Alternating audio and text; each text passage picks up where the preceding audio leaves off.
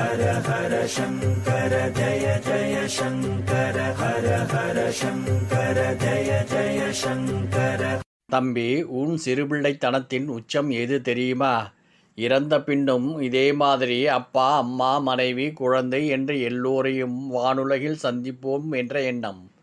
வானில் எப்படி பார்த்தாலும் சரி, மண்ணை தோண்டி பார்த்தாலும் சரி, யாரையும் காண முடியாது.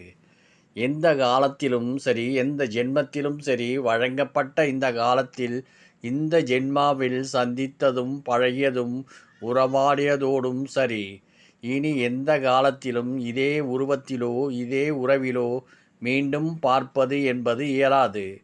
வாழும் காலத்தில் கொண்ட உறவை, பாசத்தை தேக்கி வைத்து வருங்காலத்தில் உறவாடலாம் என்பது சிறுபிள்ளைத்தனமே.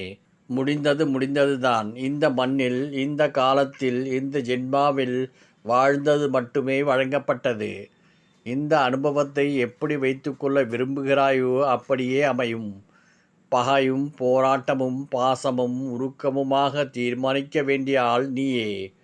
உடம்பை விட்டு போனவரை தேடுவதும் அழைப்பதும், வருவார் என்று ஏங்கி தவிப்பதும் ஏன், இன்னும் அவர்களுக்கு பசிக்கு உணவும் உடுக்க உடையும் படைப்பது அன்பின் மிகுதிதானே தவிர எந்த பயனும் விளையாது.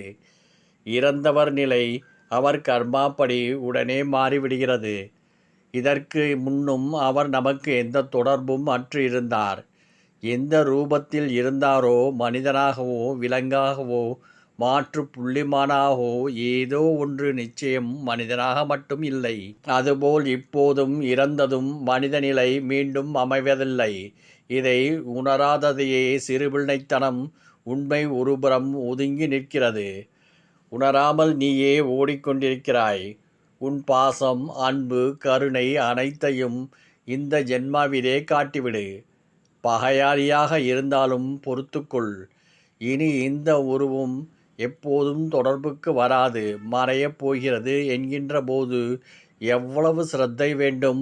இறப்பு நேரத்தில் மருத்துவமனைகளில் காசை இறைத்து காப்பாற்றிவிட துடிக்கின்ற துடிப்பு இருக்கிறதே, அனுபவித்தால்தான் தெரியும். இழந்துவிடக்கூடாது என்ற வேகம், பதைபதைப்பு, அதே மாதிரி வாழும் ஒவ்வொரு நொடியும் வேண்டும். விட்டால் பறந்துவிடும். இனி எங்கும் என்றும் வாய்ப்பில்லை என்ற உண்மை உரைக்க வேண்டும். தாய், தந்தை, மனைவி, குழந்தை, நெருங்கிய நட்பும் உறவும் நம்மை ஆக்கிரமித்திருந்ததை திரும்ப பார்க்கும்போது ஒரு தடவை வாழ்க்கை, ஆம் ஒரே தடவை வாழ்க்கை, இதை விட்டுவிடலாமா? உருகி உருகி உணர்ந்து உணர்ந்து ஸ்ரீகிருஷ்ணனை நினைத்து நினைத்து நிறைவை தரும்படி வாழ்ந்துவிடு. இது ஒன்றே இதற்கு தீர்வு. அந்த வாழ்க்கைதான் அறவாழ்வு. பயம், பகை, கோபம், துரோகம் இல்லாத கருணைமயம் வாழ்வு முழுவதும் வேண்டும். தன்னை உணர்த்தும் ஸ்ரீ கிருஷ்ணனை நினைத்தும், தன்னோடு இருப்பவரை அனுசரித்தும் வாழும் வாழ்வை இன்றே கடைபிடிப்போம். ஸ்ரீ சர்வம் கிருஷ்ணார்ப்பணம். ஹர ஹர சங்கர ஜய ஜய சங்கர ஹர ஹர சங்கர ஜய ஜய சங்கர.